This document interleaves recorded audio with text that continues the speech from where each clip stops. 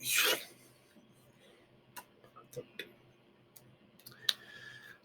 one.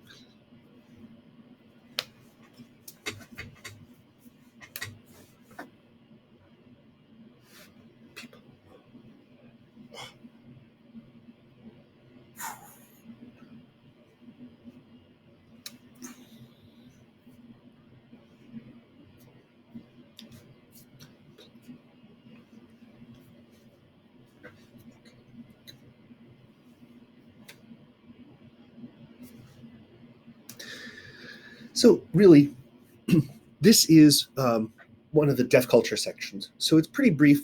We would spend a little bit of time talking about it. But by this point, we've already done it. I would have already done it in class, just in the natural course of things. So I guess if you've ever seen a military movie where like someone, if the captain's on the bridge, people ask for permission to come aboard, right? Similar thing happens. And a lot of it comes out of what we've talked about in the past of the deaf goodbye and the importance of in the deaf community of knowing who's present, what the state is, and having that sense of community. As hearing people, if someone leaves, we hear them get up, we hear them leave, we pay attention, we see all sorts of peripheral stuff because we can both hear it and because we don't have to give our complete focus on whatever we're doing, talking to. We can be listening to the TV and looking around, right? Listening to the teacher while looking around. We have multiple channels of information coming in. For deaf people, if they're communicating, if they're learning, it's got to be direct. They're giving their full attention to get all that, which is why deaf students tend to be really exhausted by the end of class or the end of a school day. Where's the control? Sorry, I'm trying to pause this so I can go figure out what's going on with my dog. Okay, not sure what was. Oh, it was a package. That's why he was barking. So, Kickstarter. Anyway, so back to what I was talking about. We've talked about deaf goodbyes and how important it is for deaf people to be aware of what's going on and share that information. Because for so long they were left out of communication. Historically speaking, before social media, deaf people were really literally left in the dark. Families would not give them information. Family member dies, they may not overhear it, and unless someone comes and tells them directly, they wouldn't know. And all of a sudden they're like, well, where's grandma? And they're like, grandma died last year. No one told me. And that is a story that I remember hearing someone tell me. Things like that, where everybody just assumed that they knew. This also comes from the idea of deaf students or deaf people not having family members who signed. And that is still a huge problem in communication. So communication is interpersonal communication, shared communication is really important in the deaf community, and to deaf individuals. So as a teacher, if you turn to the board, you've been teaching, blah, blah, blah, you know where everybody is. I mean, that's just what a teacher does, is you kind of know where everybody is. So if you turn and something's changed, you're almost always immediately aware that something's changed as soon as you look. So for a deaf teacher, turns to the board, writes something down, turns back, and all of a sudden the student's gone. Even if they don't recognize, wait a minute, where's that student right away? They know something's wonky, and it throws them off. And that could mean anything, right? Did something happen? Was someone abducted by aliens?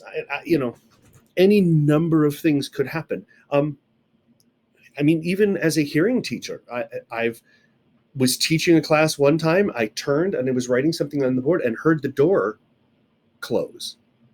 And I turned and looked, and 2 students had left, a boyfriend and girlfriend. They were both mad at me. And they were fed up, and they were leaving because they disagreed with some choice I made in teaching. But rather than, say something, they just got up and left in a huff. I was so upset. Okay. But it threw me off. Not because they left. Okay. It's their choice, but it threw me off because all of a sudden I didn't know what had happened. And it took me a second to go, oh, wait a minute, where are they? And then the glass goes, I don't know, I just got up and left.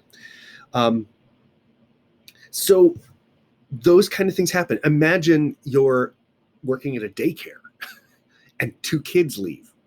They just disappeared and you have no idea where they went. You're going to freak out, right? So those kind of things are really important. So that's why this acknowledgement of a change in population, say, of the room or the event, is really important.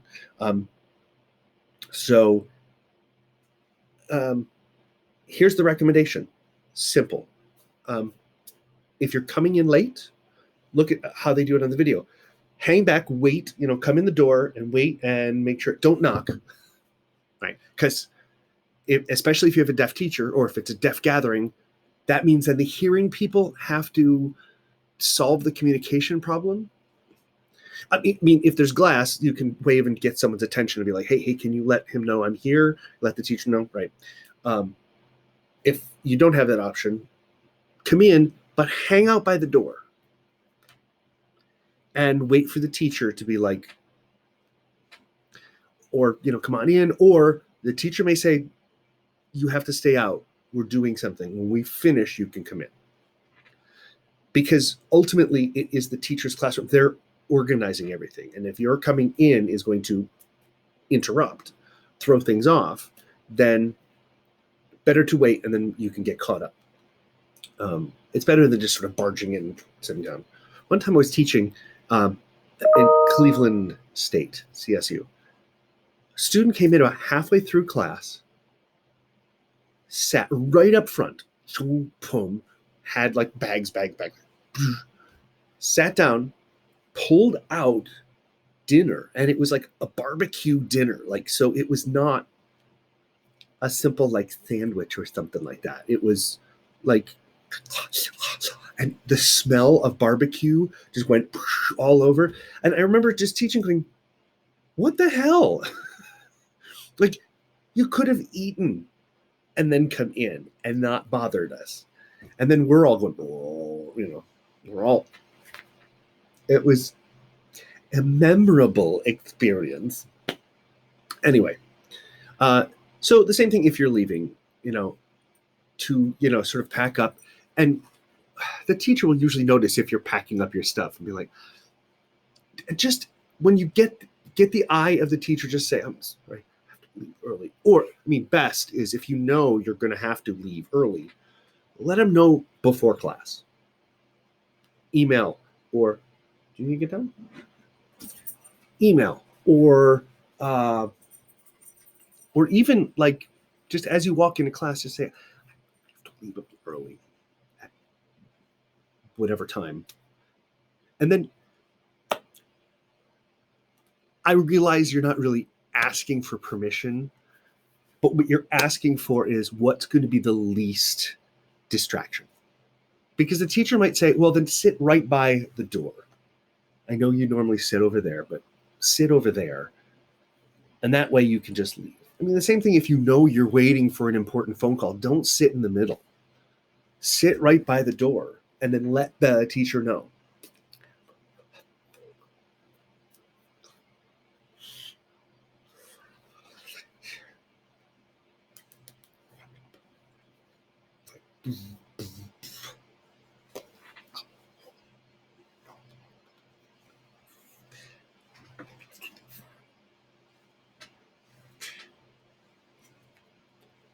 Because that way they can also tell you if there's going to be an announcement, if they're going to give an assignment.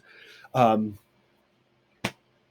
So that's just even more so than in a hearing classroom. It's really important in an ASL classroom or a deaf activity.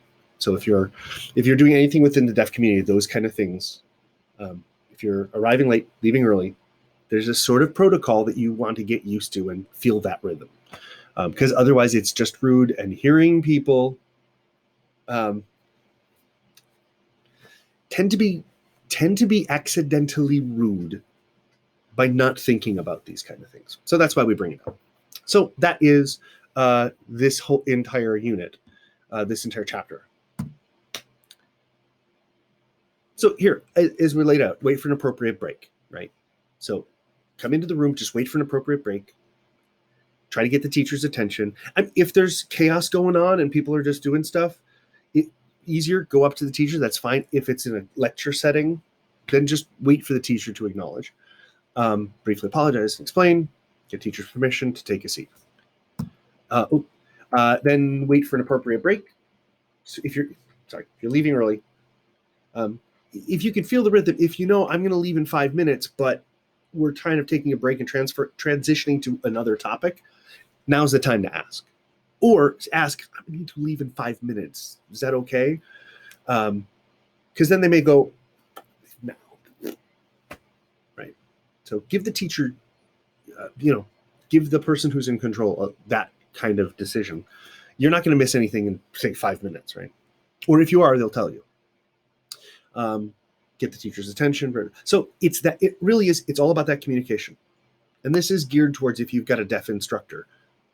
But I appreciate it. And some instructors may, like in a hearing classroom, they may just say, just go, come and go as you need to. I don't care. I'm going to give my lecture. I will ask questions, and whoever's there, I'll get feedback from. But don't bother me with your coming and going, because they're not really paying as much attention because they don't have to. Deaf people do, and as the part of the culture, they're going to be aware of changes. Cool. A couple of simple signs. There's really no vocab for this chapter, but sorry I'm late. And remember, this is the time for not yet. If you're arriving late, you have not yet, you're not there at the time of class starting, right? So late. I'm late. Sorry I'm late. It could be once, could be more than once. And excuse me, brief explanation, excuse me. This is like an excuse, like, oh, that's okay, right? You've been waived. So, excuse me. Sorry to interrupt. Sorry to interrupt. We've done this before, remember? Excuse. And you'll also see rude.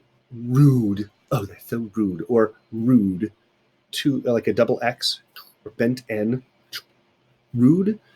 Rude. Be careful if you do it this way, palm down, it means naked.